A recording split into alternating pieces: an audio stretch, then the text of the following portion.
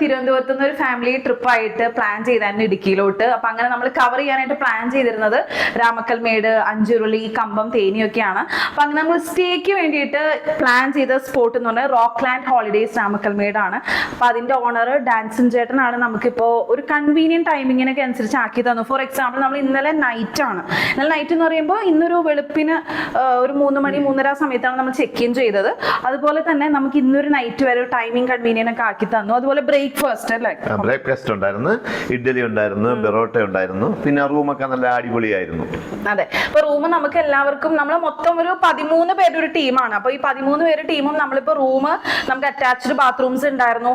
അതുപോലെ നമുക്കിപ്പോ ഹാളിലാണെങ്കിലും TV കാര്യങ്ങളെല്ലാം കൺവീനിയന്റ് ആയിരുന്നു. പിന്നെ എടുത്തു പറയേണ്ട ഒരു കാര്യം, നമുക്ക് എല്ലാ വാഷ്റൂമിലും like dental kit,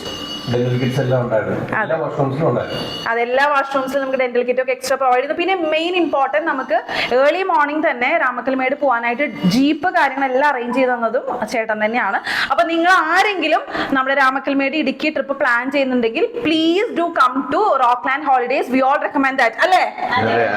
V all do recommend that. So thank you Rockland Holidays for this. By.